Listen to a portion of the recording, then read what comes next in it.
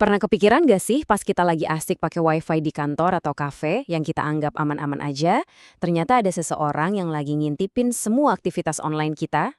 Nah, itulah bahayanya ARP poisoning, sebuah serangan siber yang terjadi diam-diam tepat di depan mata kita.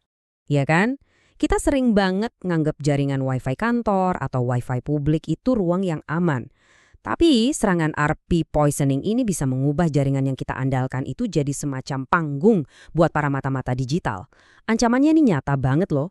Coba deh bayangin ARP poisoning ini sebagai semacam pencurian identitas digital. Dan yang bikin ngeri, serangan ini terjadi diam-diam di jaringan yang kita pakai setiap hari buat kerja dan komunikasi. Gampangnya gini, ini tuh soal tipu-menipu. Penyerang itu intinya ngebisikin ke perangkat lain di jaringan, kalau mau ke internet lewat gue aja ya. Dan parahnya perangkat lain itu percaya gitu aja. Terus akibatnya apa?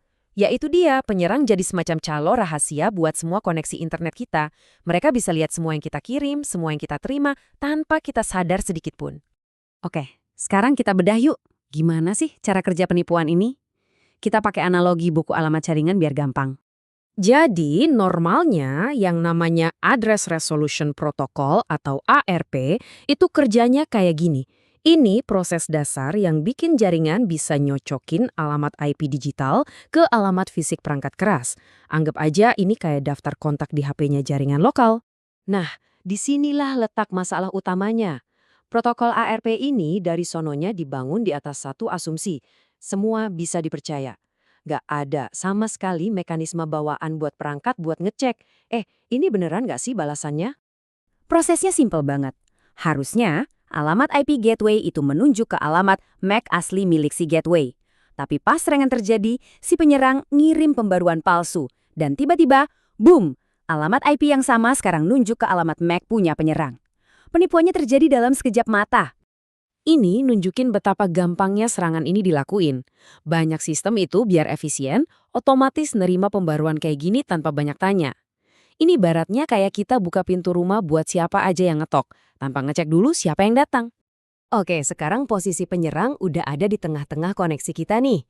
Terus mereka bisa ngapain aja emangnya dengan kekuatan itu? Nah, kondisi inilah yang kita sebut serangan man in the middle. Di sini, penyerang bukan lagi cuma penguping pasif, mereka itu udah kayak dalang tak kasat mata yang bisa ngendaliin semua obrolan digital kita. Bahaya yang paling kelihatan? Jelas, mereka bisa ngintip semua data login kita yang nggak dienkripsi. Semua username dan password yang kita ketik di situs web HTTP jadul itu kebaca jelas banget sama mereka. Dan ini nggak cuma soal ngintip loh. Penyerang bisa melakukan session hijacking, artinya mereka ngambil alih akun kita yang udah login, kayak email atau medsos. Atau yang lebih parah, mereka bisa nyuntikin konten berbahaya, misalnya malware, ke situs web sah yang lagi kita buka. Dan jangan salah ya, ini bukan cuma ancaman teori. Serangan ini efektif banget di lingkungan yang kita temui sehari-hari.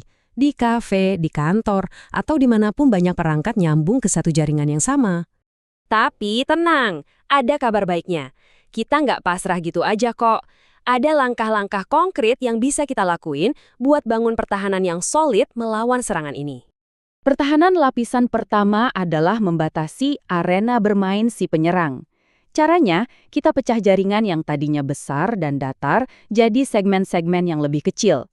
Ini bisa mengurangi radius ledakan kalau sampai ada serangan. Selanjutnya, kita bisa manfaatin fitur canggih di perangkat jaringan kita. Ada yang namanya Dynamic ARP Inspection atau DAI. Anggap aja DAI ini kayak satpam super ketat.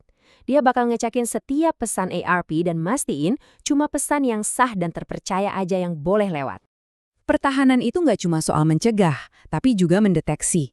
Makanya, pemantauan terus-menerus itu krusial banget. Dengan begitu, kita bisa langsung tahu kalau ada tanda-tanda serangan ARP poisoning dan bisa langsung kasih respons cepat. Nah, pertanyaannya, ARP ini kan protokol jadul banget ya, udah puluhan tahun umurnya. Kok bisa sih serangan ini masih ampuh aja sampai sekarang? Jawabannya ada di kombinasi maut ini. Satu, protokol yang dasarnya memang terlalu percaya, dan dua, desain jaringan yang datar dan terbuka. Ini benar-benar resep sempurna yang bikin celah keamanannya terbuka lebar. Jadi, intinya, Kombinasi antara desain jaringan yang kurang pas, banyaknya perangkat IoT yang nggak terkelola, sampai masih adanya perangkat keras lama, itu semua yang bikin kerentanan ini tetap hidup dan berbahaya di banyak tempat. Oke, kita tutup pembahasan kali ini dengan satu pemikiran. Serangan jadul ini justru jadi makin relevan di zaman IoT sekarang.